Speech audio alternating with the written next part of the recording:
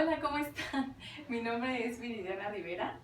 Yo soy historiadora de formación, de licenciatura, y posteriormente me especialicé en historia del arte en la maestría.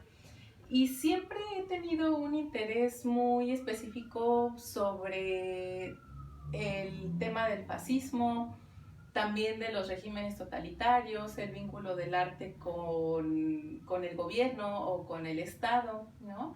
Y también los nacionalismos son uno de los temas que he trabajado, pues tanto en investigaciones en el mundo de la historia como en el mundo de la historia del arte.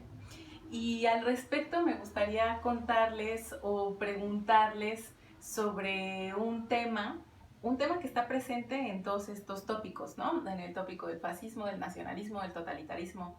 Y bueno, dentro de los regímenes totalitarios ustedes saben que está el nazismo, el comunismo, etcétera, ¿no? Entonces, uno de esos conceptos clave que une a todos estos movimientos es la masa. Y no a la masa en los términos de la física, ¿no? Porque bueno, aquí yo no voy a hablarles de ciencias exactas, más bien les voy a hablar de historia y de temas de humanidades y de ciencias sociales. No, me refiero a la masa organizada como la define Gustave Le Bon. ¿Quién fue Gustave Le Bon? Gustave Le Bon fue un sociólogo francés del siglo XIX que publicó un libro que se llama Psicología de las Masas, y en ese libro habla de temas bien interesantes que no están tan alejados de lo que vivimos hoy en día, y aún estando en una situación de confinamiento como la que vivimos en este presente por la pandemia, ¿no? La masa organizada es ese conjunto de personas que están unidas por una razón ideológica, por una simpatía a un líder o por alguna causa social, ¿no?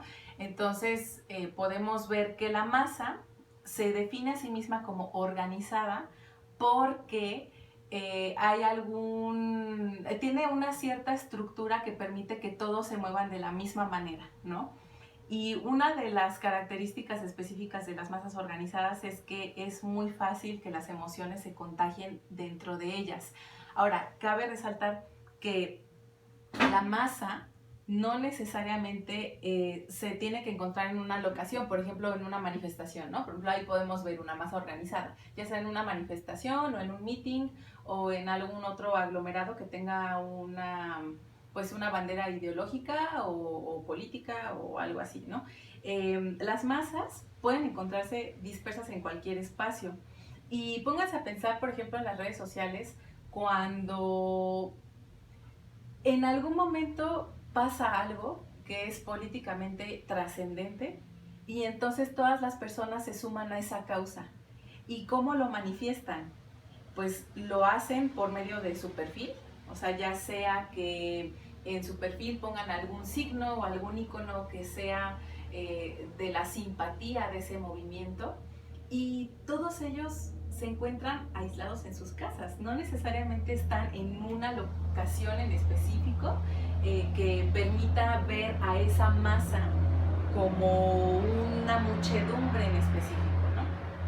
Entonces esa es una de las características, que las masas pueden estar en cualquier espacio, y por otro lado es muy fácil que en ellas las emociones se contagien, pues por ejemplo se puede pasar del amor hacia el odio muy fácil, y esos sentimientos pasan a la acción.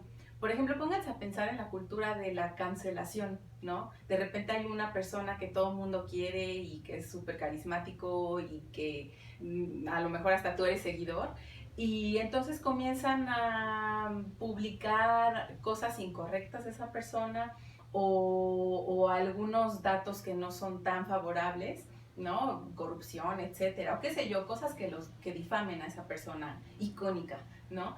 Y entonces muy fácilmente de la idolatría o de la admiración se pasa al odio, y el odio se transforma directamente en una acción. ¿Y esta acción cuál sería? La cancelación, ¿no?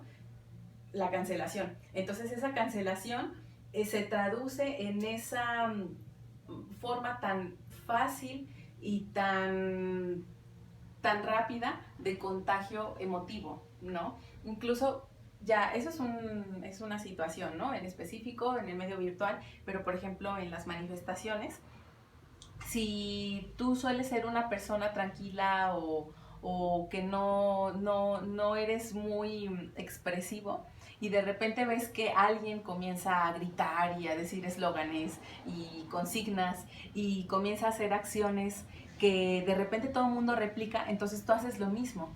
Y entonces he ahí donde radica el contagio de esas masas organizadas, ¿no? Son aspectos muy importantes de analizar porque si el individuo y la decisión individual se pierde dentro de esa masa organizada, entonces no hay una capacidad de crítica por parte de quien está dentro de ese movimiento hacia las acciones de los demás, ¿no? Y entonces es muy importante que cada uno de nosotros mantenga una individualidad frente a ese colectivo, porque si la pierdes, pierdes tu capacidad de crítica, de objetividad y caes muy fácilmente en acciones que incluso pueden ir en contra de tus convicciones o de tu formación ética, ¿no? Entonces, pues bueno, todo esto y todas estas reflexiones yo las parafraseo de alguna manera del libro de Psicología de las masas de Gustave Le Bon, y él enlista este tipo de características, pero después pasa al tema del líder carismático, que el líder carismático se alimenta de las masas y las masas de alguna manera necesitan a alguien que encabece esas ideologías que sigue o esa causa social a la que siguen, o simplemente tener a su líder para poder, vamos, continuar esa pretendida lucha que está siguiendo la masa organizada, ¿no? Pero de el líder carismático les voy a hablar en un siguiente video. Por ahora es todo por mi parte. Me gustaría que me comentaran acá abajo en qué situaciones también se puede reflejar la masa organizada con base a estos conceptos que les ejemplifiqué con ciertos casos. Y pues si te gustó el video, te invito a que lo compartas con quien tú quieras. Lo importante de ello es que nosotros reflexionemos sobre fenómenos que estamos viviendo hoy en día y que no seamos tan manipulables emotivamente. Entonces, pues muchas gracias y hasta la próxima.